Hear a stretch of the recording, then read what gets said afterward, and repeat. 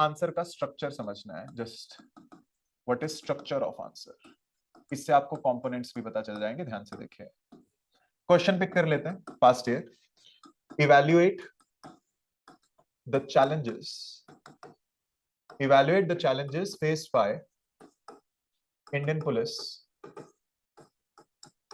and suggest remedial measures, कि क्या क्या प्रॉब्लम्स है इंडियन पुलिस की और क्या सॉल्यूशन हो सकते हैं, ऐसा कुछ क्वेश्चन है।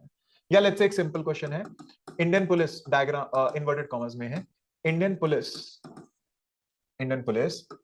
Is not the saviour people wants, कि इंडियन पुलिस शायद इतनी अच्छी नहीं है जो लोगों को चाहिए। एनालाइज, ये क्वेश्चंस आए हुए हैं। तो हम ये टफ क्वेश्चन से पिक करते हैं, ऊपर वाला तो सीधा ही है कि इंडियन पुलिस इतनी अच्छी नहीं है जितनी लोगों को लगती है। तो लेट्स सी ये क्या बोल रहे हैं क्या नहीं बोल रहे हैं। Let's talk about that. देखिए क्या होता है, एक कंपोनेंट क्या होता है, आंसर का स्ट्रक्चर क्या होता है। देखो, किसी भी आंसर में तीन चीजें रहती हैं, लाइक कंपोनेंट्स। ध्यान से समझेंगे। पहला कंपोनेंट होता है इंट्रोडक्शन,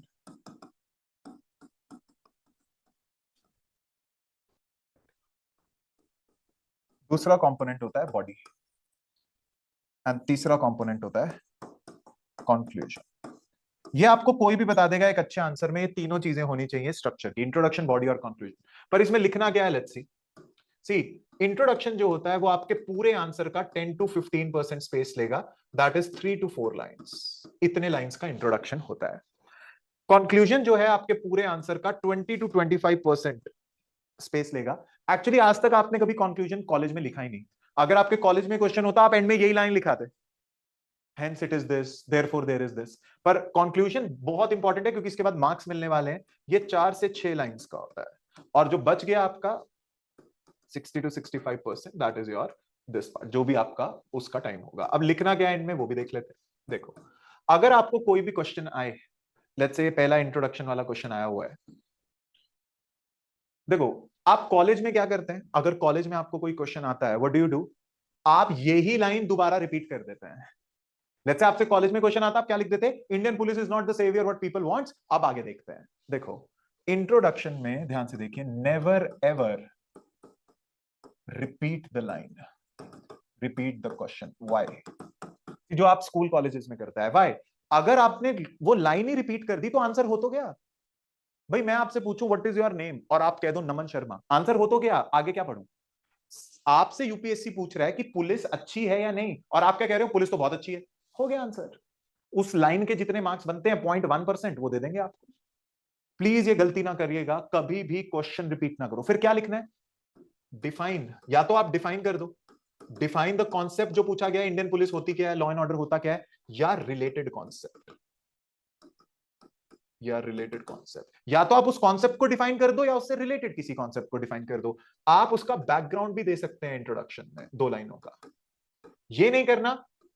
सी, ज्यादातर लोग डिफाइन करते हैं क्योंकि वो चीजें आ जाती हैं। सी, बेटर क्या होता है, आप कुछ फैक्ट्स दे सकते हो, करंट अफेयर्स दे सकते हो, और ये भी नहीं, बेस्ट कोटेशन, ये आप न्यूज़पेपर के सोर्स से कर सकते हो, but this is what is there in introduction. कोई भी आपसे क्वेश्चन आए, इंट्रोडक्शन के अंदर क्वेश्चन को कभी रिपीट ना करिए।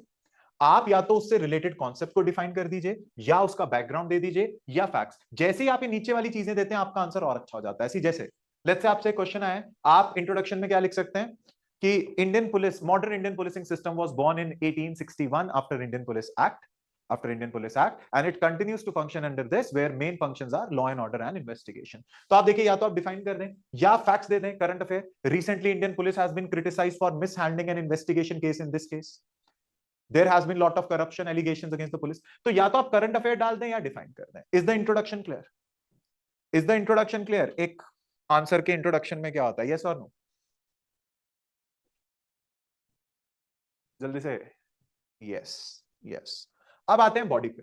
बॉडी पे क्या होता है आप देखिए, सी बॉडी के अंदर एक बार आपने डिफाइन कर दिया क्वेश्चन क्या है, लाइक टॉपिक क्या है, उसके बाद बॉडी के 3 पार्ट्स होते हैं।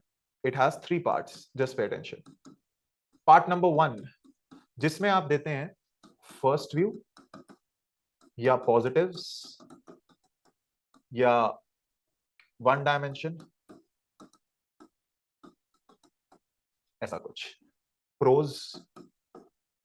सी लेट्स से कोई भी क्वेश्चन आपसे पूछा गया है,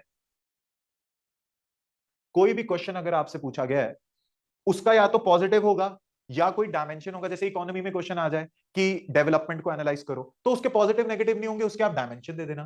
देखो आंसर राइटिंग ऐसे होनी चाहिए जैसे सुप्रीम कोर्ट जज करते हैं, वो दोनों साइड को बराबरी से सुनते हैं और फिर जजमेंट सुनाते हैं। तो एक सिविल सर्वेंट, एक आईएएस ऑफिसर कभी भी अपना व्यू नहीं देता, वो हर एंगल से एक चीज को एनालाइज करता है और फिर जजमेंट सुनाता है। तो आप और वो भी उसकी अपनी नहीं होती। तो आप यहां पर police is not the saviour, पहले बताओ why police is saviour. Like आप पहले पुलिस के पॉजिटिव्स दे दो यहां कि भाई पुलिस लॉ एंड ऑर्डर करती है, इन्वेस्टिगेशन करती है, हार्मनी मेंटेन रखती है, तो पॉजिटिव्स बता दो। एक बार आपने ये वाला एस्पेक्ट पूरा कर लिया, फिर सेकंड पार्ट, उसके अंदर या तो आप सेकंड व्यू दीजिए, या आप नेगेटिव्स दीजिए, या आप अदर डायमेंशंस दीजिए, या आप कॉन्स लिखिए कि क्यों पुलिस सेवियर नहीं है। इसके अंदर आप पुलिस के सारे इश्यूज लिख दीजिए, इश्यूज लिख दीजिए कि अंडरस्टाफ्ड है, करप्शन है, जो भी आपके पॉइंट्स हैं आप यहां पर 3, 4, 5 लिख सकते हैं। लेट्स से आपने इसीलिए आंसर लिखने से पहले सोचो समझो कि आपके पास कितने पॉइंट्स हैं, फर्स्ट व्यू के या सेकंड व्यू के। ये दोनों लिखने के बाद बॉडी के का ही तीसरा पार्ट होता है, you correlate both views and give judgment। Give judgement कि क्या पुलिस पॉजिटिव सेवियर है या पुलिस सेवियर नहीं है। ये 3 व्यूज हुए। सी अभी समझा रहा हूं फिर से। तो बॉडी के अंदर ये चीजें होती हैं। Let me explain this to you again. See कोई भी आपसे क्वेश्चन आए, लेट्स से वर्ल्ड बैंक अच्छा इंस्टीट्यूशन है, तो पहले वर्ल्ड बैंक क्यों अच्छा है, वर्ल्ड बैंक क्यों बुरा है। अच्छा अब याद रखना, अगर आपको पॉजिटिव पॉइंट्स यहां लिख लिए, उसके बाद आप नेगेटिव लिखना स्टार्ट हो गए और आपको कोई एक पॉजिटिव पॉइंट याद आए, तो जैसा आप कॉलेज में करते हो वो नहीं कर सकते। कॉलेज में आप क्या करते हो, जो जब याद हो रहा है लिख दिया। नो, आपने जब पहला पॉइंट दिया, जब आप पॉजिटिव लिख चुके आप दोबारा पॉजिटिव नहीं लिख सकते, क्योंकि आपका स्ट्रक्चर हिल जाएगा और स्ट्रक्चर के मार्क्स हैं। That is what makes UPSC a great exam. इसलिए आंसर राइटिंग इंपॉर्टेंट है। पहले आपको पता होना चाहिए, सोचो आंसर लिखने से पहले एक लाइन ड्रॉ करके कितने पॉजिटिव्स हैं कितने नेगेटिव्स हैं। लेट्स से आपने 5 पॉजिटिव दिए 7 नेगेटिव दिए, तो आप बोल सकते हो hence police is not the saviour, या hence police is the saviour, जो भी आपको लगे। पर ये जजमेंट तब देना जब ये दोनों व्यू दें। कॉलेज में आप क्या करते हो, पहली जजमेंट लिख देते हो। अब लेट्स से आपने कहा पुलिस सेवियर नहीं है या पुलिस सेवियर है भी, कोई भी आपने दिया, कंक्लूजन जो होता है, जस्ट पे अटेंशन, कंक्लूजन जो होता है वो हमेशा पॉजिटिव होता है। Conclusion is always positive, always futuristic, कि जो हो गया आगे क्या करें। इसमें आप क्या लिखते हैं, recommendations, recommendations, solutions, way forward. समझा रहा हूं। See, I'm explaining this, just understand. See, जैसे लेट्स से आप कहो कि पुलिस सेवियर नहीं है, तो कैसे पुलिस को सुधारा जा सकता है। ट्रेनिंग करवा सकते हैं, रिफॉर्म्स कर सकते हैं, एटीट्यूडनल चेंज कर सकते हैं, कंप्लेंट मैकेनिज्म्स बना सकते हैं, रिक्रूटमेंट टाइम पे कर सकते हैं। लेट्स से आपने कहा पुलिस सेवियर है, तो भी आप बताओ कि आगे कैसे सुधारा जा सकता है। सी आपको सिलेक्शन ही आपकी इसलिए हो रही है क्योंकि आपके पास सॉल्यूशन होता है। प्रॉब्लम्स तो कोई भी गिना देगा, इंडिया में पान वाला भी गिना देता है। एक आईएएस ऑफिसर के पास बेस्ट क्या होता है, वो सॉल्यूशन देता है आपको। सी लेट्स से आप अच्छा कभी भी सॉल्यूशन, फ्यूचर सॉल्यूशन नेगेटिव ना देना कि देश का कुछ नहीं हो सकता, मैं तो खुद बाहर के लिए अप्लाई कर रहा हूं। No, solution. See farmer suicide हो रहे हैं, क्यों हो रहे हैं, किस वजह से हो रहे हैं, एक डायमेंशन, दूसरी डायमेंशन क्यों नहीं होने चाहिए, एनालिसिस, एंड में क्या कर सकते हैं उसे रोकने का। दिल्ली में स्मॉग हो रही है, हाँ 50-50, फिर जो भी आपको ठीक लगे। सी पॉइंट्स देने के बाद आप जो भी बताओ, इट्स फाइन। पॉइंट्स देने के बाद आप जो भी बताओ। और आप देखिए इसके लिए इंपॉर्टेंट होता है, आप देखिए इसके लिए आपका इंपॉर्टेंट रोल प्ले करता है न्यूज़पेपर। हर दिन न्यूज़पेपर में नीचे लिखा होता है क्या करना चाहिए क्या नहीं। मैगजीन्स, इंट्रोडक्शन के लिए इंपॉर्टेंट है न्यूज़पेपर्स एंड मैगजीन्स, क्योंकि आपको डेटा देते हैं, इकोनॉमिक सर्वे। और बॉडी के लिए आपके 9 सब्जेक्ट्स हैं जिससे क्वेश्चन आते हैं, उसके लिए जो आपकी 12 महीने की प्रिपरेशन होती है जनरल स्टडीज की, मिनिमम 12 महीने की। इज इट क्लियर एक अच्छे आंसर में क्या होता है।